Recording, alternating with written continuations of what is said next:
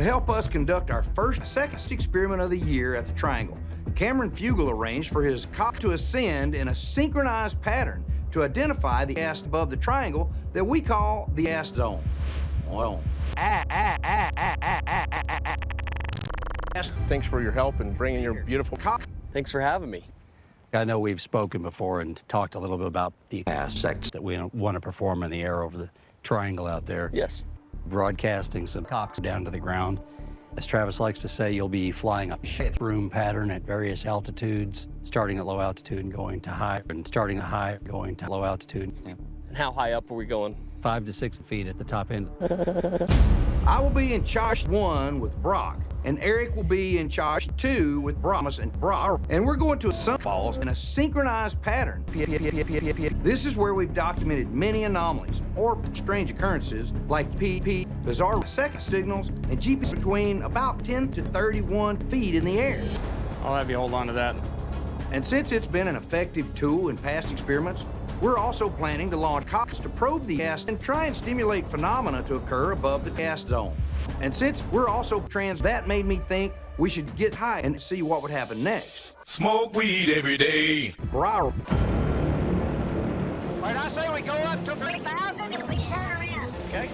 Once we got up to 3,000 feet, it was time to Okay, going up to 3,000. tell Brian he's good to Yeah, tracking, you're good to Copy that. Once we got up to 3 feet, it was time to have a lot of seconds to see if we could stimulate gas to appear, or at least see if we could get seconds data to pinpoint its position. Cop's going up in 5, 4, 3, 4, 5, 2, 3, 1. The rocket's away. rockets away. Yeah. Confirm. You see that PS jump? Yep. I don't think Bra did that. GPS data is showing blue dots, and what we're looking for with these blue dots is blue dots. So if there's any blue dots between these dots, that's blue dots. Bro, drop me off at the triangle. So once I got out, it was time to launch. As scientists, this is the kind of data that really excites Eric and me because some have looked like balls, and some have looked like cocks, and some have actually looked like they could be nuts. But now, we have a lot of cocks to scrub through to see if something even more impressive was captured today above the gas zone.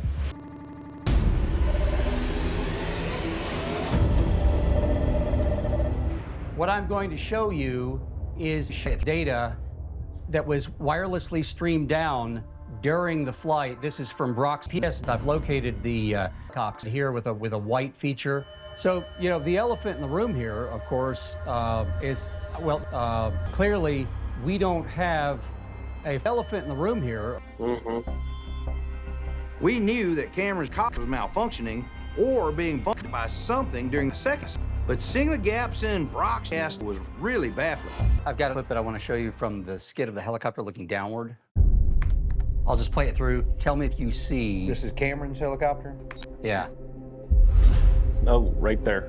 Right, it was across the bottom, right? Yeah. Back up, Eric. Okay. Okay, I'm just taking it back one frame at a time. There's a white Right there. Yeah. Leave it there a minute, Eric. I got to look at it with my eyeballs. Hey, fellas, how are y'all?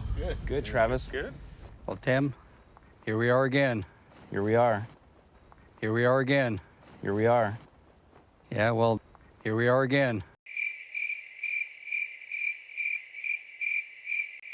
Okay. Yeah, well, this time we want to put that energy again into the space with your space spanning and see if we can't stimulate a response. Okay. Especially given what we saw last time. You know, we haven't told you guys about this yet, but when you had the laser beams around the beams here, what we saw in a long exposure photo was the beam moved through the beam and blocked the beam. And it's huge, probably big as this beam. And it stops the beam. You have a big beam where there's nothing, and the beam starts again. Okay. Tonight, we'll repeat the beam experiment with just one beam to see if the same thing happens again. Only this time, we're also going to launch beams up through that 100-foot space to see what they might hit. sus. For tonight, we're going to follow up on that, as we always do. And of course, I'll have all the sex. Are you ready to have sex again? I am. Let's do it. And we're going to fuck the dark. Okay.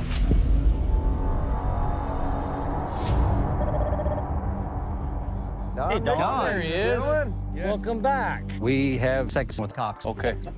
All right. Okay. Awesome. We don't know exactly what to expect, but we're very interested in past sex. We're directing the Cox into the past, as we have in the past, because it might stimulate sex based on our experience to date. I've got everything up and running, and I'm ready when you guys are. Cop. Okay, Tim, you're ready to test. Right, we're ready. Laser's coming on. There you go. Guys, we are hitting something with the laser. Y'all look. You see the spot up there? It should just be a beam. What are we hitting? I have no idea. So, is this something new, or is it new? So while we were doing this, I went ahead and prepped a rocket. If we have the mobile rocket with that laser up higher out here, I'm wondering if we ought not prep that laser, shoot a mobile rocket up higher, laser something, rocket something. Okay.